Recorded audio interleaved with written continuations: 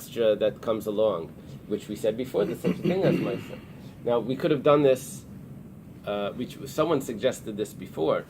Who was it? Levi suggested this, and he got a comment from Rabbi. Apparently, he doesn't have a brain in his skull.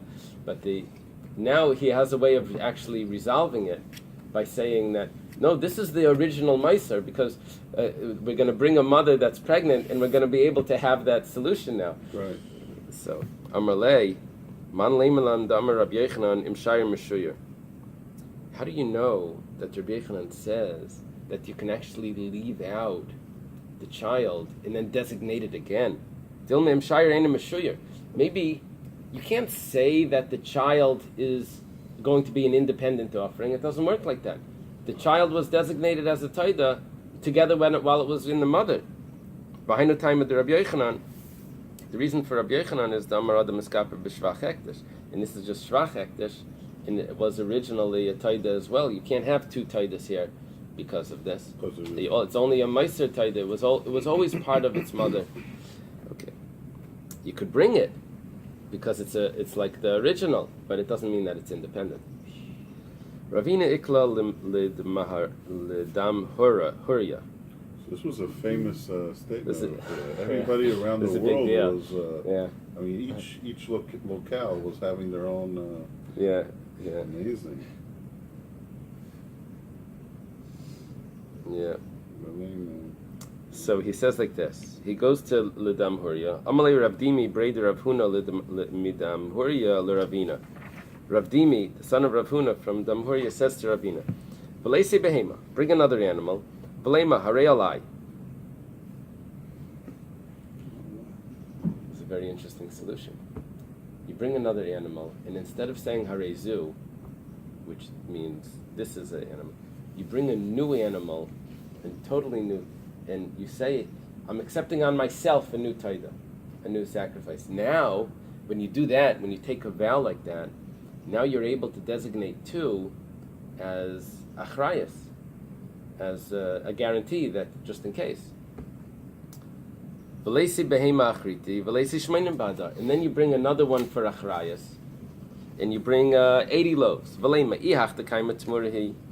If you make a condition on it, if the one that remains alive is the exchange, so hani tarti toidas, then these are two original toidas. And I have 80 loaves. If the one that remained alive was a taida, so how do you read this? So Hada Amri Alai Nami Lavi Taida. The first one is also a taida. Now I have two taidas. The one that's alive and the first one that I designated. And here I have the 80 loaves for both of them. V'idach, what about the other one that you separated? You have a third one. So the whole question is on the chalas. Yeah. On the chalas. That will be la'achrayas. That will be because you took a new vow when you said alai.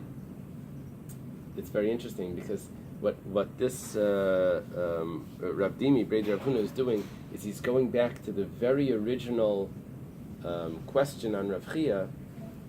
We said, if he said harei alai, then what's the problem? Mm-hmm. Designate another one la'achrayas. So he said, no, Rav Chia was talking about harei zu, where he said, you can't have it, designate another one. So he comes along and says, well, why don't you designate a new one and say harei alai, and then you'll be able to resolve it the way we resolved it originally, but you said you couldn't say that. So you're actually bringing three? Yeah, now you would bring three. One is for achrayas. Possibly la'achrayas, if the one that's alive is the tmura. If the one that's alive is the taida, right? And if it isn't, it's just, what does it mean, achrayas? Just refresh me. Achrayas means that if I take a vow, that if this one, in the way I word it, is if this gets lost, I have to bring another one. Instead of saying I'm designating this, I'm saying I'm designating on me, harei alai. So now I can say, okay, I'll bring it from this or this. So then the designation of the second one is just in case the first one gets lost, because I have a responsibility to replace it. But he says harei alai after the mix. After the mix, right? He brings a brand new one with a harei alai. Okay, so why does he bring a third one? Oh, so when you say harei alai, you're allowed to bring another one as achrayas. And that other one becomes what? It's a taida? What is it?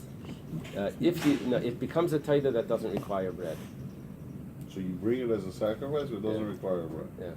So you got an extra space there. Yeah. Now we thought of this originally. We thought of this in the first case that Rabbi says that what do? You say one say what's the problem? You bring another one lachrayas and you say this. We said no. Rabbi's case was talking about when he said harezu. This is designated. There is no achrayas on harezu. If this gets lost, you have no responsibility. So we already resolved this. He comes along and says, designate another one and say Harei Eily, and then you'll have the achrayas. It's a simple solution. So Amar Lei. Wait a minute. On the one in achrayas, if you do bring bread for it, no, you don't bring bread. You don't bring bread for achrayas. We're using that extra space so for that bread. On this one, what we're doing is we're saying, if it's necessary, then we're going to consider it a real taida, and the bread is going to go for this. If it's not necessary, why is it not necessary? Because the first one was a taida, then the bread will go for that. So we can make a condition on it. I still don't understand. If it's not necessary, then what? Then it's just a regular korban that was lachrayas, and we offer it just as a shlom. But isn't korban achrayas only if it gets lost or something? Yeah, but you could bring a korban achrayas even if you have your original korban right in front of you?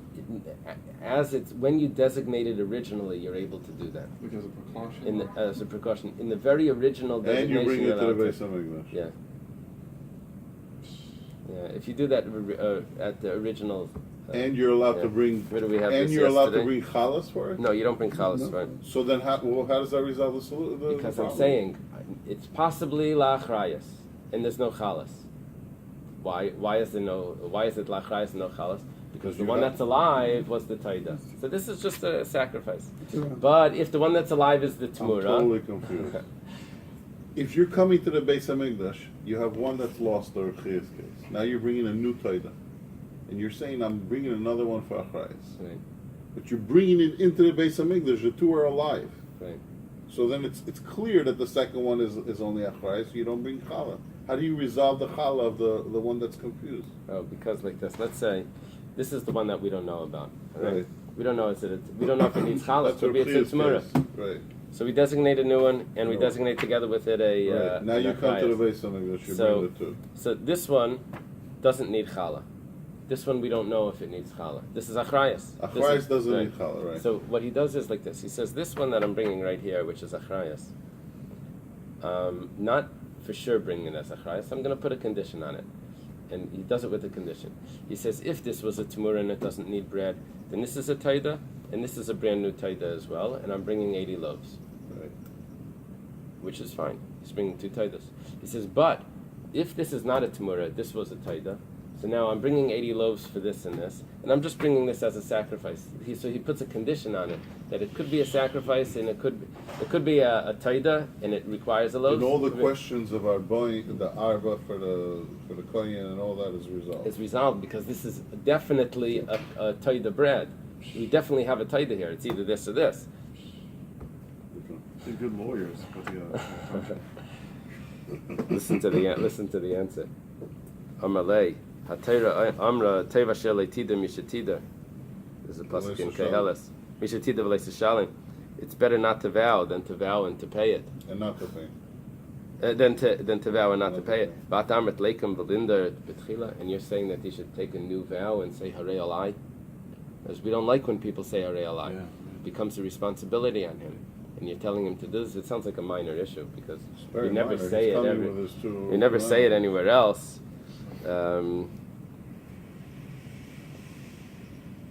Okay. What comes out, according to this, is that So really, that is a good answer. The problem of This Rabbi, is a good right? answer. The problem of Rabbi that they have no solution is only if you accept that you're not allowed to vow. Which one is more strict? To not bring taida, not to bring the lechem, or to not vow? To take a vow, right? It would seem like the lechem is more strict. You'd rather take a vow. And Right. Seems like a good answer.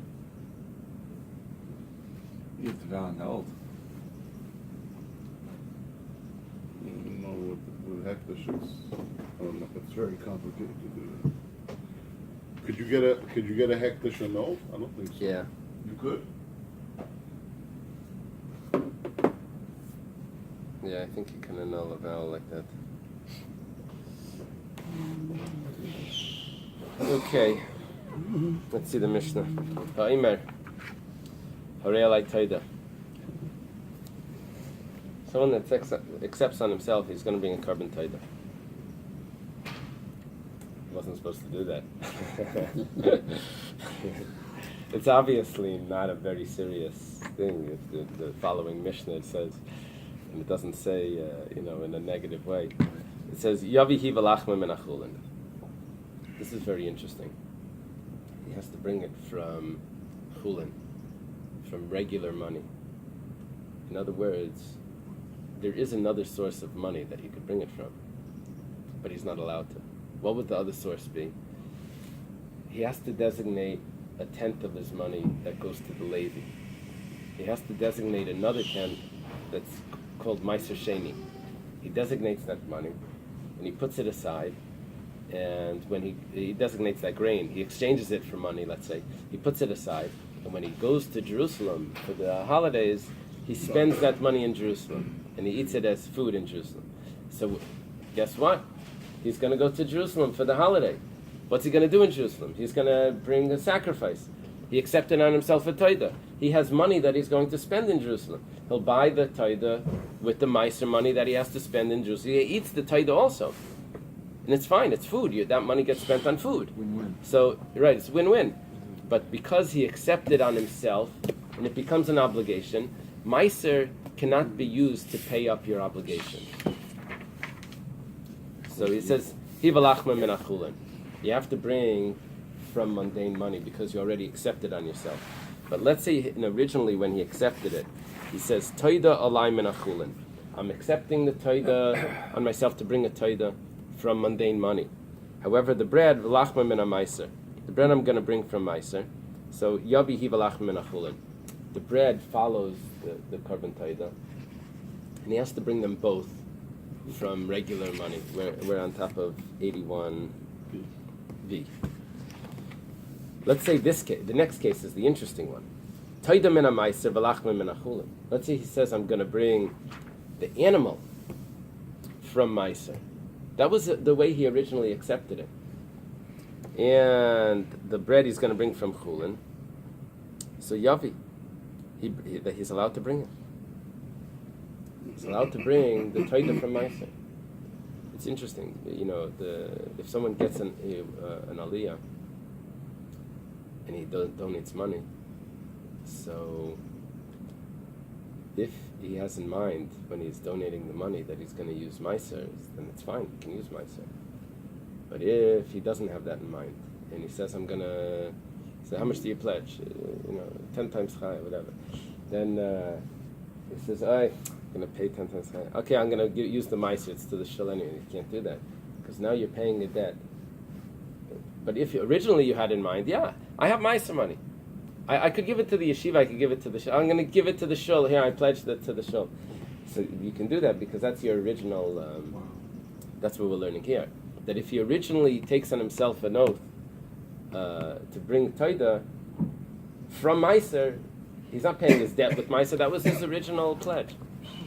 So you can do that. The only problem is you can't bring the bread from chulin. You can't bring, what are we saying here? No, we said that if he pledges to bring the bread from meiser and the taida from chulin, that's not going to work because the bread has to follow the taida. And the taida you pledged from chulin. Okay. He v'lachma min ha-meiser. If he pledges to bring both from the meiser, so yavi. He's allowed to do that. He can do the whole thing from meiser. Okay. Lo yavi, he should not bring mechite meiser sheni. He shouldn't bring it from the actual grains of meiser sheni. Elemi mois meiser sheni. Only from the money of the meiser sheni, which means he redeemed it. And then from that he buys the new mincha. Amar Rav Huna. If someone accepts on himself to bring loaves of a taida, maybe taida v'lachma. He's not discussing meiser. If someone says, I'm going to bring just the breads, he has to bring the animal as well. It's so interesting. He didn't say the animal. My taima. What's the reason? Meida yada hai gavra. This person knows the lechem b'lei taida layakriv. There's no such sacrifice as only bread. The breads come along with an animal. V'hai taida v'lachma kama. And what he meant to say is the breads with the animal. V'hai dekama lachmi taida. Why did he just say lachmi taida? Seif milsa nakat. He just took the end of it. But he means to say the whole thing. Tanan. This is a discussion in what people mean when they say things. This is how vows work. But what's happening here? When he says lachmi taida, he means everything. And now we're going to go back to our Mishnah and we're going to discuss, lachmi taida means everything, so how does that fit with the meiser sheni, with using meiser? In the Mishnah it says, taida min ha-meiser v'lachma min ha-chulin. If someone accepts on himself to bring a taida from meiser and the bread is from chulin, what does he do? Yavi k'mashinodar, he brings it the way he said it. He said the bread from chulin. What happens when a person says bread? He means the taida as well. So how can he bring the taida from meiser? He just said the bread from chulin, and bread from chulin means that he's bringing along the taida. So the taida can't come from meiser now.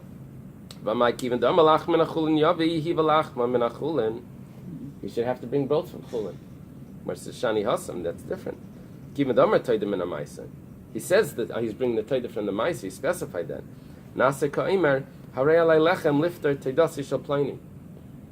It's as if he has two sources of where this taida, of who this taida belongs to. He has a taida that belongs to chulin. He has a taida that belongs to meiser, and he's pledging to bring bread for someone else's taida because the taida exists, but it's not his. It's a meiser taida. Now he's pledging chulin to go along with that. Ihachi, if that's the case, that you're actually pledging a different bread for a different bread for someone else's taida, he's considering the meiser someone else's taida. So Reisha Diktani, in the beginning of the Mishnah, it says taida min ha-chulin v'lachma min ha-meiser. When he says that he's bringing the taida from chulin and he's bringing bread from meiser, so why do we say there's a huge problem with that? And you have to bring the bread also from chulin. Yavi v'lachma min ha-chulin. Yeah, you have to bring the bread also from chulin. Hachanami. You could say differently. Nasa ka'imar harei alai taida lift lachmi shel plini. He could say that the bread is from chulin. The bread is from. The original pledge was the bread is from meiser, but the taida is from chulin. You can say I'm pledging the taida to go along with someone else's bread. Why does it have to be that the? Why does it have to be that the bread is now from chulin? Just say it's a different source. Don't say that the bread comes along with the taida and the bread is chulin. Say that the bread has a different source, like we just did with the opposite, with the taida. So the Gemara says, "Hachiashta bishlei Menachem lemifta taidasi." This only works one way. If the taida exists, then a person can pledge bread. A taida exists from meiser. A person can pledge bread from chulin, that it's coming for someone else's taida. But taida lemifta lechem miyasya. But it doesn't work the other way. We don't say that if someone has bread that for meiser, that we're going to pledge a taida chulin to go along with that bread. No, the bread comes along with the taida, not the taida goes along with the bread. Do I have time? No, let's stop over here by the Tashma. Okay.